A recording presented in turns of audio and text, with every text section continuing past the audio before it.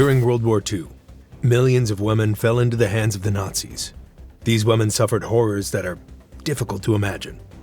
Some were tortured, others were used for medical experiments, and many were sent to concentration camps, where survival was nearly impossible.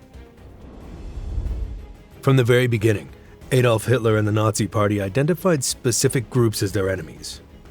Women from these targeted groups suffered immensely. The Nazis believed in a world where only certain people were allowed to exist. And for many women, simply being Jewish, Romani, Polish, or Soviet meant they were marked for suffering or death. One of the largest groups of women captured by the Nazis were Jewish women. When Germany invaded Poland in 1939, the Nazi leadership immediately began rounding up Jewish families, forcing them into ghettos. Women in these ghettos lived in starvation and fear, as Nazi officers frequently conducted mass arrests. Those who could not work, especially mothers with young children, were often deported to concentration camps like Auschwitz, Treblinka, Sobibor, where they were killed almost immediately upon arrival. Romani women also faced severe persecution. The Nazis viewed the Romani people as racially undesirable and aimed to eliminate them entirely. Many were rounded up and sent to the Zigeunerlager, or gypsy camp in Auschwitz, where thousands died from disease, malnutrition, and brutal medical experiments. By 1945, over 90% of the Romani population in some European countries had been exterminated. Polish women were another large group targeted by the Nazis. They carried out mass arrests of Polish civilians, particularly intellectuals, teachers, and activists. Women who had been school teachers, nurses, or involved in resistance movements were quickly captured and sent to prisons or labor camps. Young Polish women were often kidnapped and sent to Germany as slave laborers.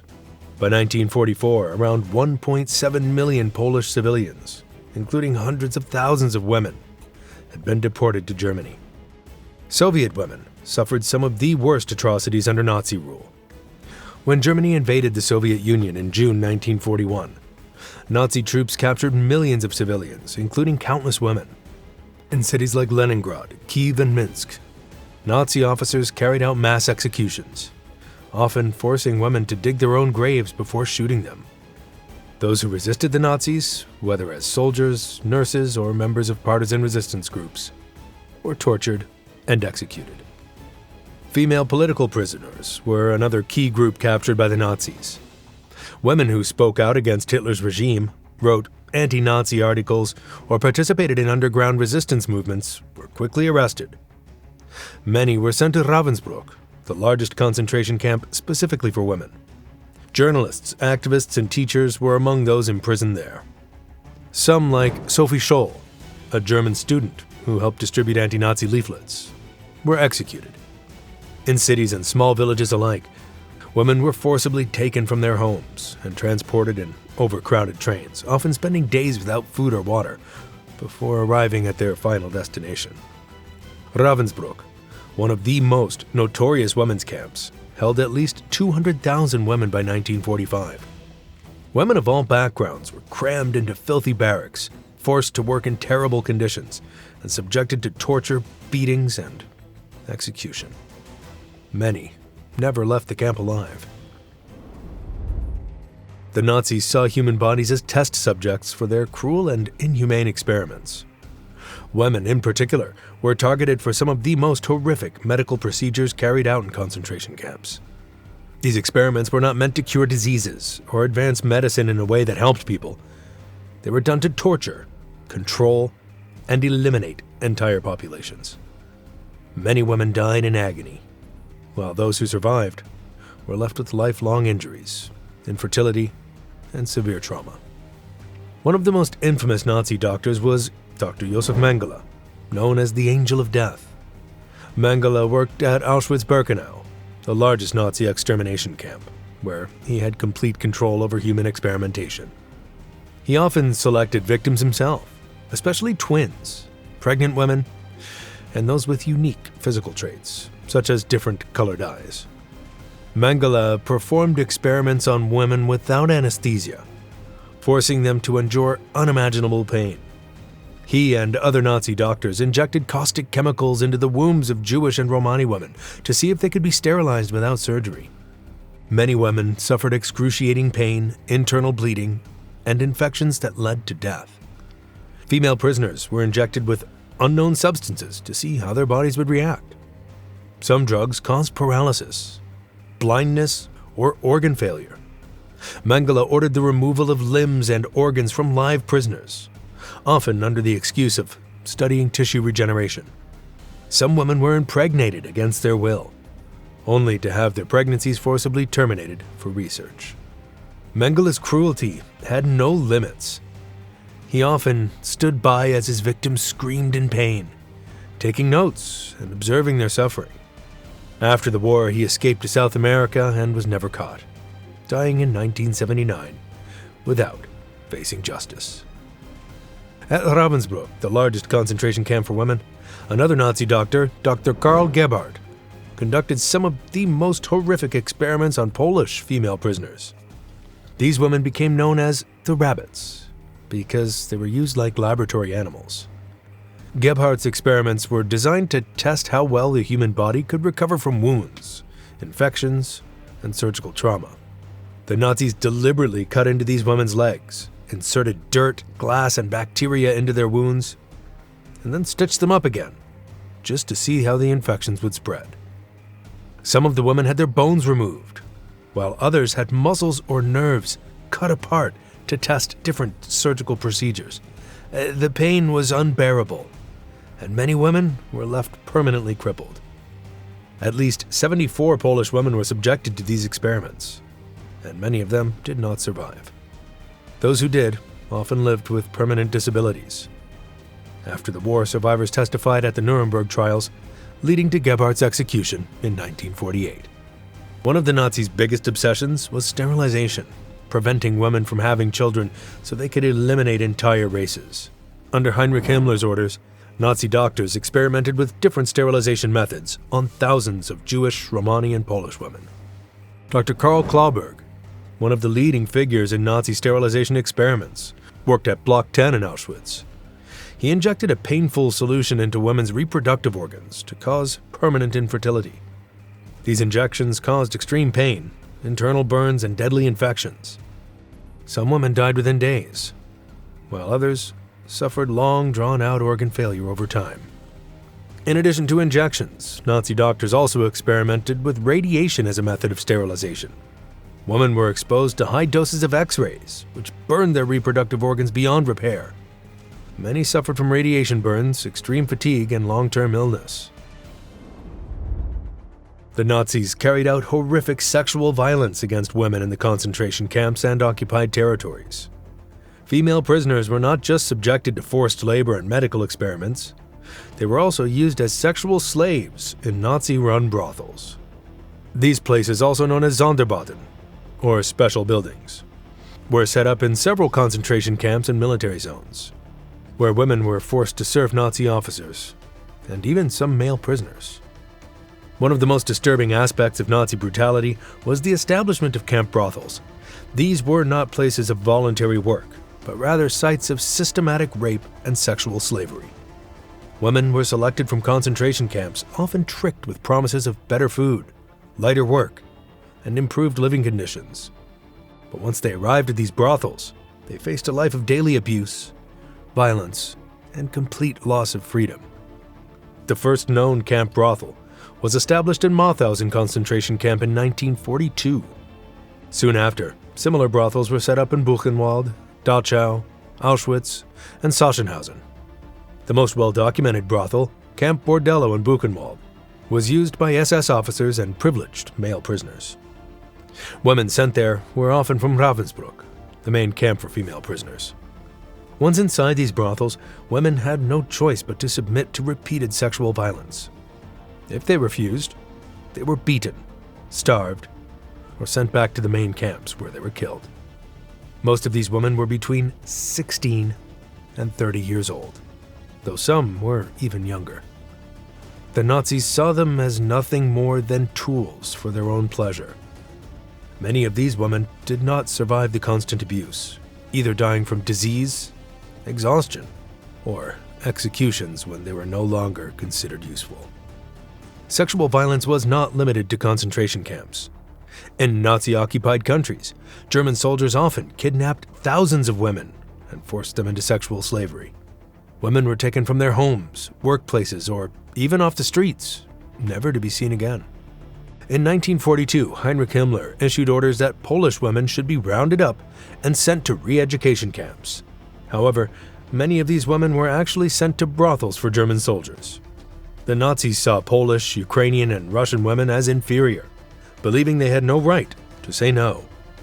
Thousands of them were taken, and most never escaped. In cities like Warsaw and Lviv, German officers set up secret brothels where kidnapped women were forced to serve high-ranking Nazis. These places were often disguised as rest centers or sanitation stations for German troops. But in reality, they were sites of horrific sexual violence. Women who resisted were often executed on the spot. Women who became pregnant as a result of this sexual violence faced even more suffering. The Nazis who did not want children born from these rapes, especially if the women were Jewish, Polish, or Romani. If a woman became pregnant in a Nazi brothel or concentration camp, she was often forced to undergo an abortion without anesthesia or was simply executed. At Auschwitz, many female prisoners who became pregnant were usually sent to the gas chambers immediately. Others were subjected to brutal medical experiments to see if pregnancies could be terminated with chemicals or radiation. Romani women were among the worst treated in these cases.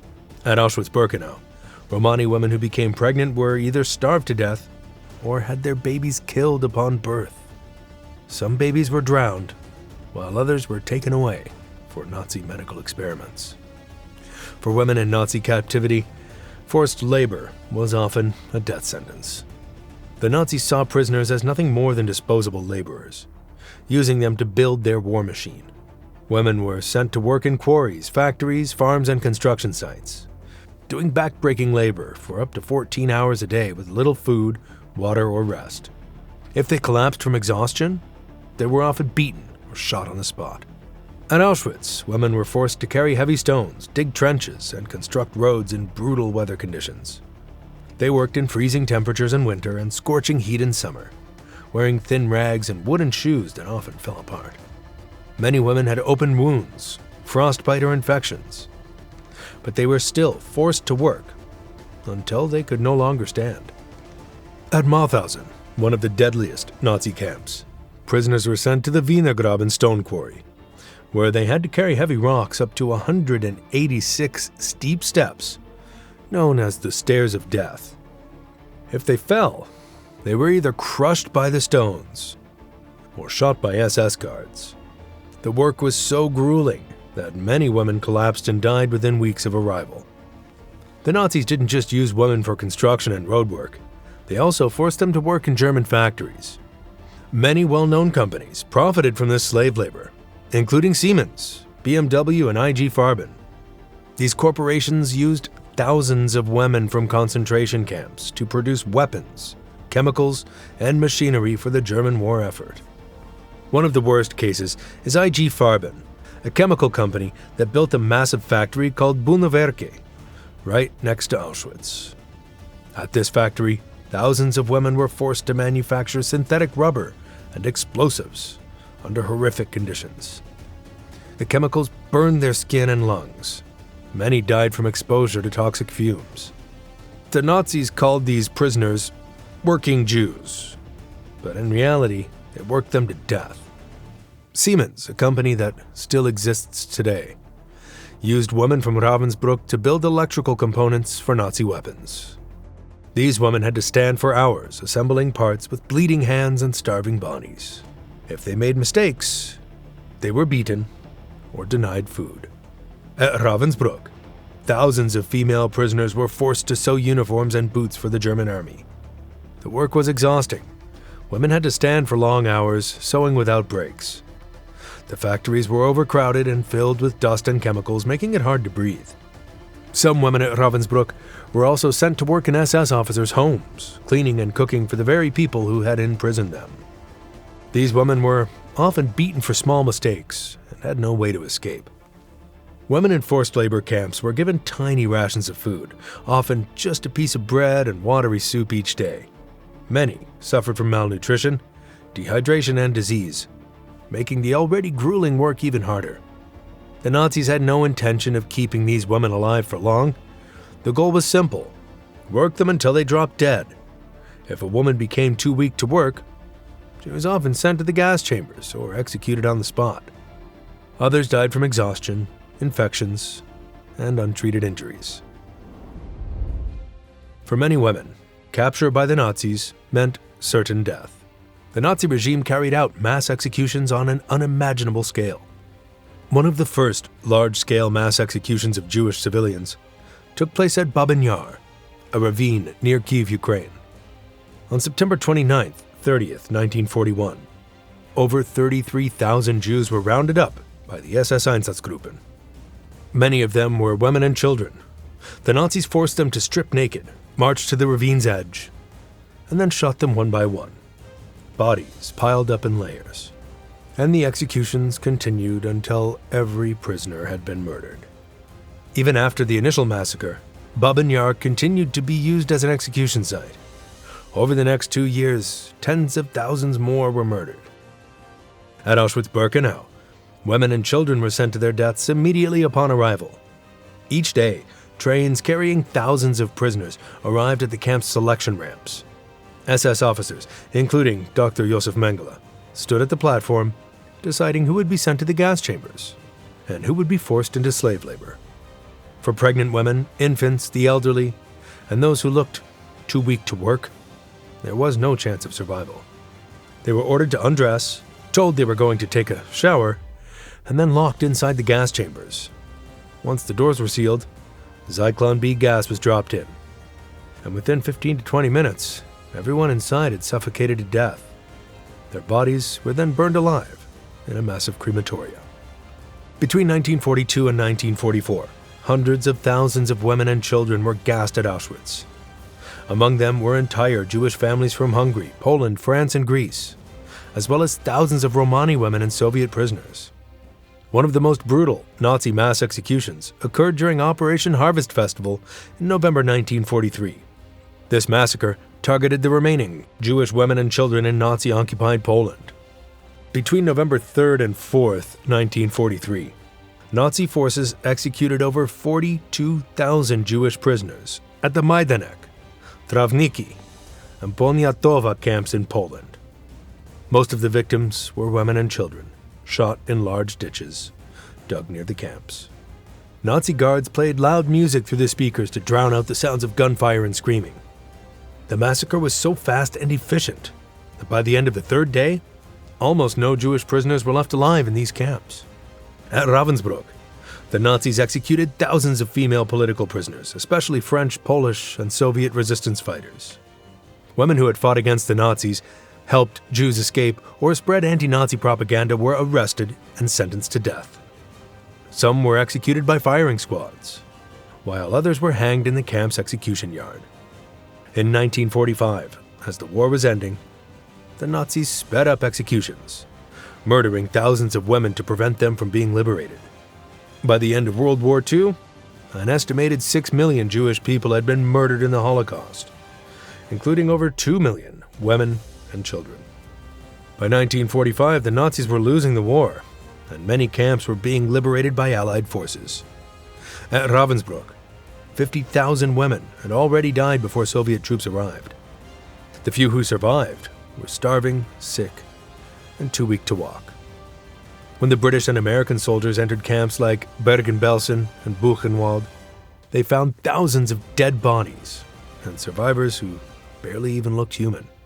Female prisoners who had survived years of torture and starvation were finally free, but many never recovered from what they had endured. In the Nuremberg trials after the war, some of the Nazi doctors and camp officials were tried for their crimes, but many of those responsible for the suffering of women during the Holocaust never faced justice. The suffering of these women did not end when the war was over. Many survivors carried physical and emotional scars for the rest of their lives. Some never spoke about what happened to them, while others shared their stories so that the world would never forget. Today, museums and memorials stand in places like Auschwitz, Ravensbrück, and Babin Yar, reminding us of what happened. But the crimes against these women are still not as well known as they should be.